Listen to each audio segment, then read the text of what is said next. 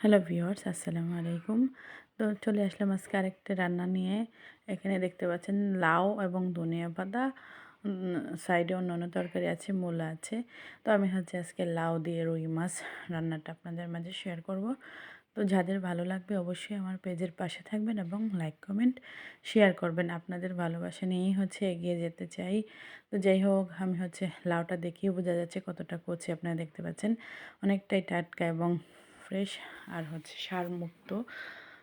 বাড়িতে চাষ করা। আমি মাছগুলো হলুদ লবণ মাখিয়ে আমি ভেজে নিয়েছি। এখন আমি ভাজনা দিয়ে রান্না করলে অনেক টেস্ট হয়। যারা এই টেস্ট জানেন এ নিয়ে আর কোনো কথা নেই, আর যারা জানেন না অবশ্যই এভাবে রেসিপিটা ফলো করতে পারেন।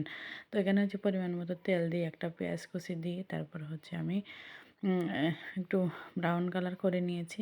ব্রাউন কালার করে নিয়ে যেহেতু আমার তাড়াতাড়ি হয়ে যাচ্ছে, পেঁয়াজটা পুড়ে যাবে, তাড়াতাড়ি করে একটু পানি অ্যাড করে নিয়েছি, লাল মরিচের গুঁড়ো আর হলুদ গুঁড়ো এখানে অ্যাড করে নিচ্ছি, স্বাদ মতো লবণ।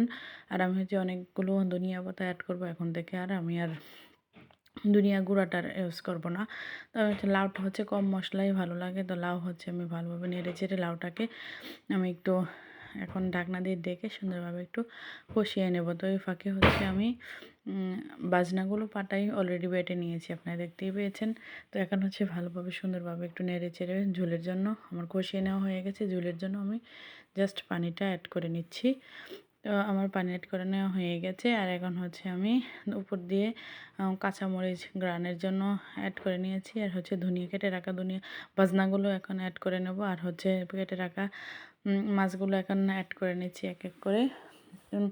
এভাবে। আর একে তো টাটকা লাউ খেতে খুবই অসাধারণ হয়েছে। আর মাছগুলো অ্যাড করার পর এখন বেটে রাখা বাজনাগুলো অ্যাড করে নেব। আর লাস্ট ধনিয়া পাতা অ্যাড করে যে দেখেন, এটা দেওয়ার ফলে গ্রান তরকারির টেস্টটাই অনেক দ্বিগুণ বাড়িয়ে দেবে। তো এভাবে তরকারি খেতে আমার হাজব্যান্ড অনেক পছন্দ করে, যার জন্য ওর জন্য আমার একটু কষ্ট হলেও বেটে আবার তরকারিতে অ্যাড করা এটা একটু ঝামেলা মনে হয়।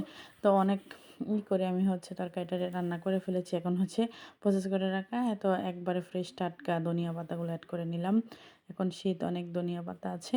তো দেখতে দেখতে আমার চমৎকার লাউ রান্নাটা হয়ে গেল। তো আপনাদের কাছে কেমন লেগেছে অবশ্যই আমাকে কমেন্ট করে জানাবেন। তো এই যে দেখেন, দেখতে দেখতে আমার রান্নাটা হয়ে গেছে। তো সবাই ভালো থাকবেন। আপনাদের সবার জন্য অনেক দোয়া এবং ভালোবাসা রইল। সবাই অনেক আশা করে পেজ করলে সবার আশা পূর্ণ হোক। আজকের মতো এখানে আল্লাহ হাফেজ।